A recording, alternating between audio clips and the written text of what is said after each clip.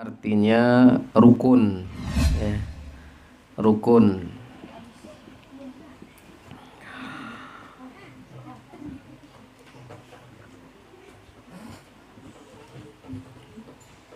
Ia bermula dia al-ulfah atau rukun itu al-istinasu,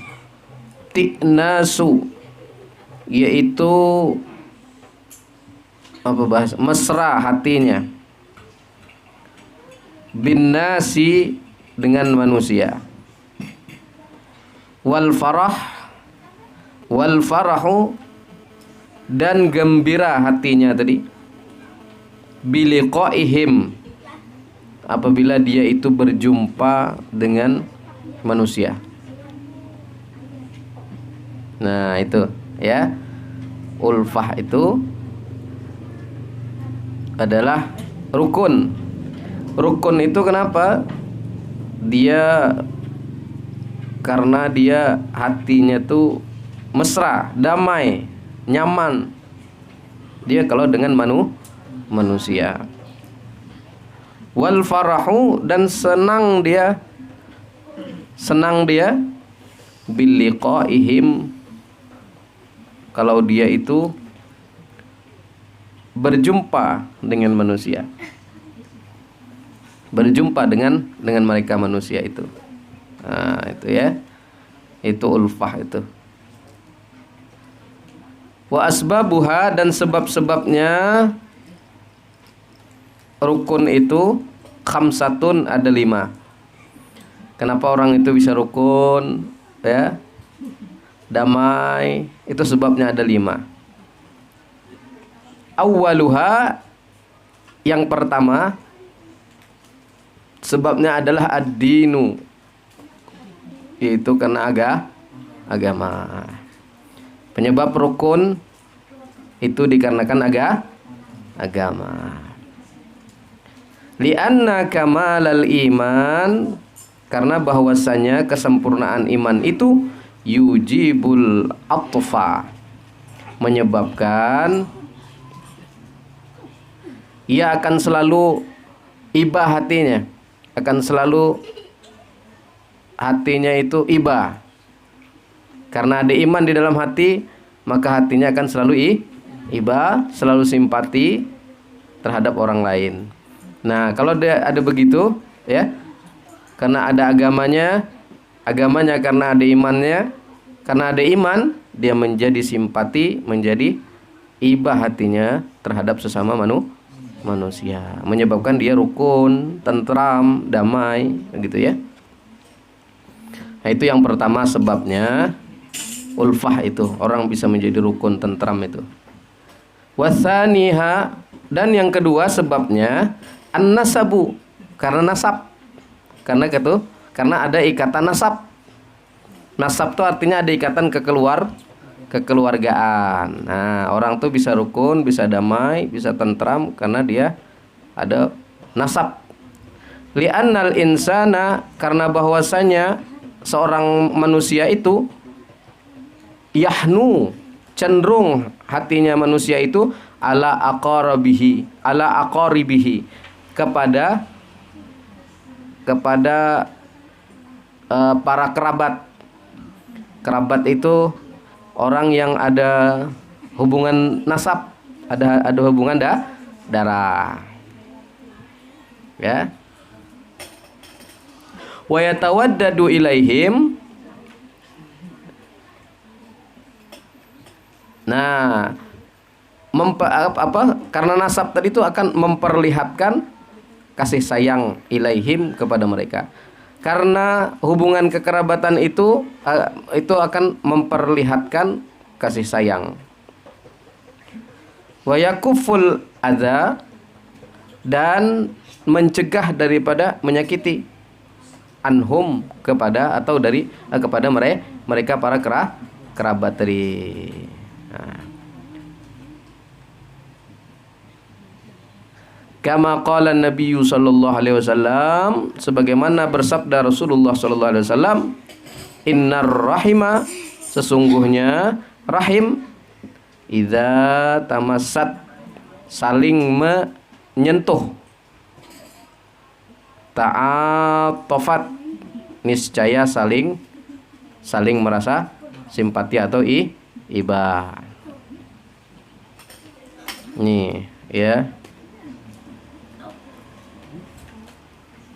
Kalau ada hubungan kerabat, ada hubungan keluarga, ada hubungan nasab, itu biasanya kita terjaga daripada menyakiti. Ucapan kita agak sedikit direm sedikit, ya. Agak terjaga dikit daripada cakap-cakap yang menyebabkan orang tersakiti.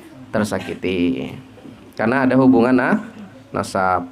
Yang pertama tadi karena agama dan imannya. Wasalisuha, dan yang ketiga al-musaharatu, yaitu kekeluargaan sebab perkawinan. Ya. Penyebab yang kedua, orang itu bisa rukun karena ikatan kekeluargaan sebab perkawinan. Macam mana maksudnya nih? Li'annal insana, karena bahwa sesungguhnya seseorang manusia itu idza ahabba irsahu, ya, jika menyukai istrinya. Nah, ini dia kawin nih, laki-laki kawin, dia cinta sama istrinya. Ahabba kulla man yantami ilaiha, maka dia akan menyukai juga seluruh man, orang, ya, yantami ilaiha, yang ada hubungannya kepada istrinya tuh.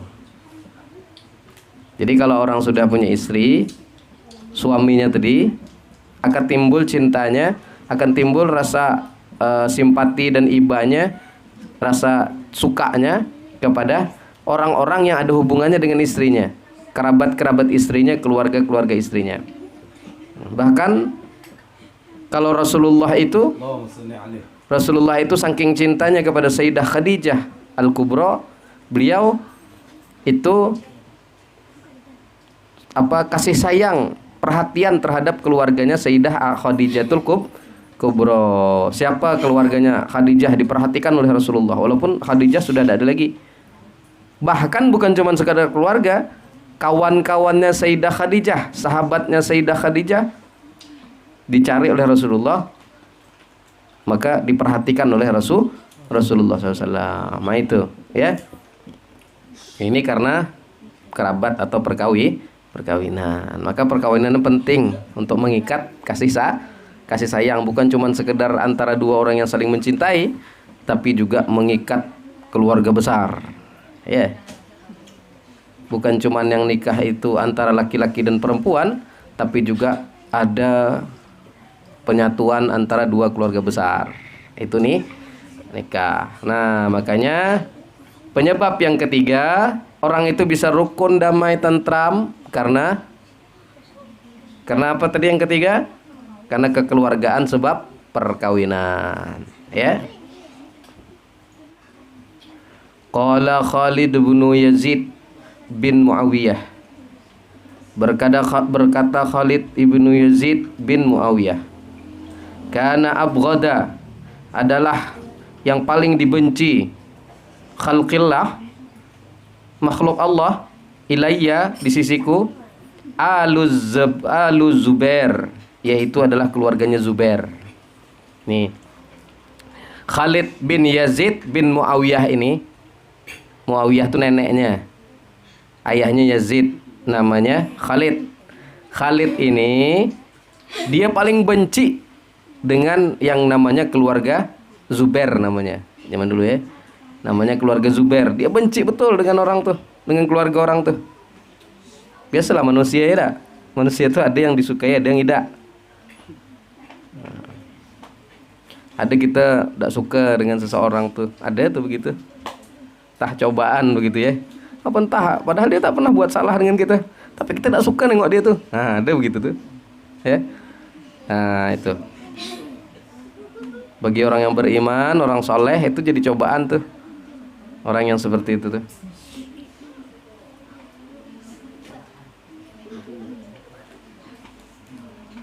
Nah, ini tadi Khalid bin Yazid bin Muawiyah ini adalah membenci daripada keluarganya Zubair, hatta sehingga tajawwajtu, menikahi dia. Anak-anak ini tidak ngerti ceritanya, cerita tinggi ya tak? Tapi dengarkan ya, yang di belakang, dengarkan ya.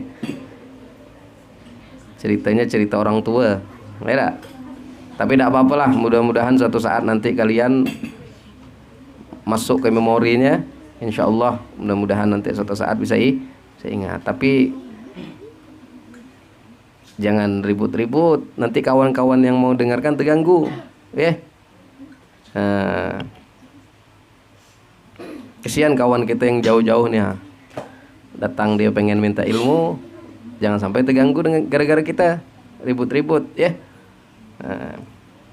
Nah itu tadi apa namanya, saking dia bencinya akhirnya sehingga ini tadi siapa namanya, Khalid bin Yazid tadi tuh, tajawaz tuh, dia menikahi dia. Siapa yang dinikahi? Minhum, daripada keluarganya Zubair tadi. Nah, supaya dia benci. Macam mana supaya tak ada benci?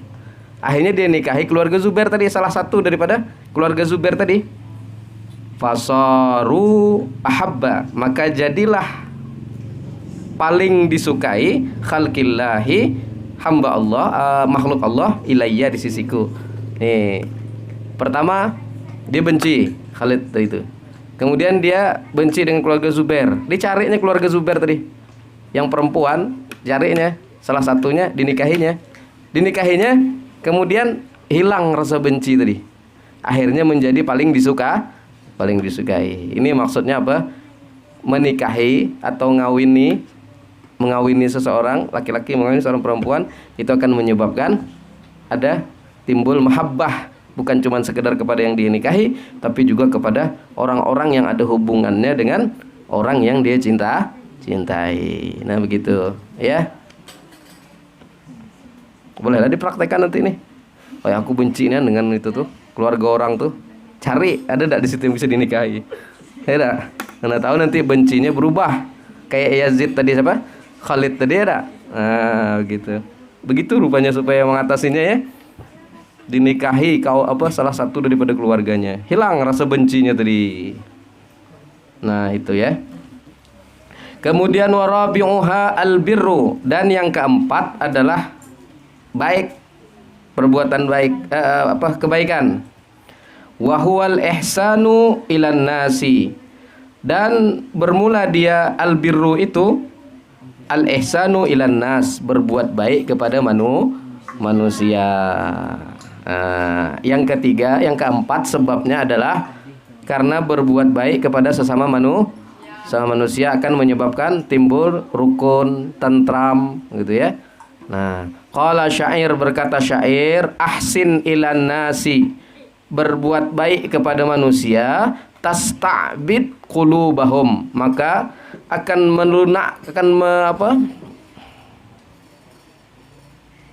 akan menaklukkan qulubahum, hati-hati mereka. Nah, berbuat baik itu, kata syair itu, dapat melunakkan hati orang kepada kita. Nah, kalau kita sering berbuat baik dengan orang, itu akan melunakkan hati orang-orang itu. Itu kata syair. Nah, fatala masta'badal insana ihsan, maka sekian lama telah menaklukkan al-insan, manusia itu, ihsanu, yaitu perbuatan yang baik tadi. Ya, makanya kalau untuk menaklukkan orang, perbuatan baik. Ya, tapi jangan pula disalahgunakan ya. Berbuat baik itu kepada seluruh manusia. Jangan gara-gara kita punya gebetan, punya incaran laki-laki atau perempuan, nah itu berbuat baik betul dia tuh. Nah, melunakkan hatinya maksudnya. Gitu. Jangan cuma satu itu saja. Cari yang lain juga, berbuat baik kepada seluruhnya, begitu. Nah, ini rumusnya syair nih bilang, ahsin ilan nas tasta'bid qulubahum. Berbuat baik kepada manusia, maka akan menaklukkan hati-hati mereka. Wa khamisuha, dan yang bermula yang kelima, yang terakhir, al-akha, itu persaudaraan. Kerukunan itu bisa terjadi karena persaudaraan. Kama akha Rasulullah sallallahu alaihi wasallam, sebagaimana mempersaudarakan oleh Rasulullah sallallahu alaihi wasallam bainal muhajirina wal ansari, ya, antara orang-orang muhajirin dan wal ansar, dan orang ansar. Jadi ketika hijrah Nabi ke Madinah, itu Rasulullah mempersaudarakan orang muhajirin. Orang muhajirin itu orang yang pindah dari Mekah ke Madinah. Kemudian yang menunggu, yang menolong namanya ansar, orang di Madinah tuh. Nah, dipersaudarakan oleh Rasulullah sallallahu alaihi wasallam. Littaqwa, ya. Akibatnya daripada persaudaraan itu adalah kuat ikatan rabitatuhum, yaitu ikatannya tuh, ikatan mereka tuh jadi kuat, ya, antara ansar dan muhajirin. Wa tazidul fatuhum, dan bertambah pula kerukunan mereka itu. Bertambah ikatan mereka, bertambah pula kerukunan dan kedamaian mereka. Wa amma faddul ulfah, dan adapun fadilah atau keutamaan daripada ulfah itu atau kerukunan itu atau rukun itu, fal ifadatu, dapat memberi faidah, wal istifadatu, dan dapat mengambil faidah. Wa ta'awanu 'alal birri wat taqwa, itu tolong menolong dalam kebaikan dan takwa. Karena apa tadi? Kerukunan tadi, karena rukun tadi, maka manfaatnya adalah kita akan bisa mempraktekkan wa ta'awanu 'alal birri wat taqwa. Coba kalau saling berpecah belah, saling bermusuh-musuhan, bisa enggak wa ta'awanu 'alal birri wat taqwa? Bisa enggak? Tidak bisa. Ya. Ini kelompok ini bermusuh dengan kelompok itu. Komunitas ini bermusuh dengan komunitas itu, padahal sama-sama komunitas keagamaan. Misal, ya, sama-sama dakwah, sama-sama komunitas keagamaan tapi bermusuh. Bisa tak mengamalkan wa ta'awanu 'alal birri wat taqwa? Bisa tak? Tak bisa. Tapi kalau bersatu, ya, baru bisa. Nah, gitu. Karena tidak ada kerukunan, maka tidak akan bisa. Wa bidzalika, dan yang demikian itu tastaqimu, menjadi lurus, al ahwalu, setiap ahwal, keadaan, ya, akan menjadi lurus keadaan tadi. Wa ta'dilul umur, dan lurus pula segala perkara, dan lurus pula segala perkaranya. Nah, kalau sudah dia terjadi kerukunan, maka akan memberi faidah dan dapat mengambil faidah, dan dapat pula mempraktikkan wa ta'anu 'alal birri wat taqwa. Nah, maka yang demikian itu akan menjadi lurus. Apa yang lurus? Setiap keadaan. Kemudian lurus segala perkara. Kalau Allah Ta'ala berkata atau berfirman Allah Ta'ala, wa'tasimu bihablillahi jami'an wa la tafarraqu. Wa'tasimu, dan berpegang teguhlah, bihablillah, dengan tali ikatan Allah, jami'an, seluruhnya. Wala tafarraqu, dan jangan berpecah belah. Wallahu alam bisawab. Jadi kesimpulannya, rukun itu, sebab orang bisa rukun itu ada 5. Yang pertama karena agama, yang kedua karena nasab, yang ketiga karena kekeluargaan perkawinan, istri tadi itu, yang keempat karena perbuatan baik, yang kelima karena persaudaraan, ya. Nah, jadi itu harus diingat, dan mudah-mudahan kita semua terhindar daripada berpecah belah dan bisa mempraktekkan al-ulfah tadi, bisa dalam kehidupan kita rukun, damai, adil, makmur.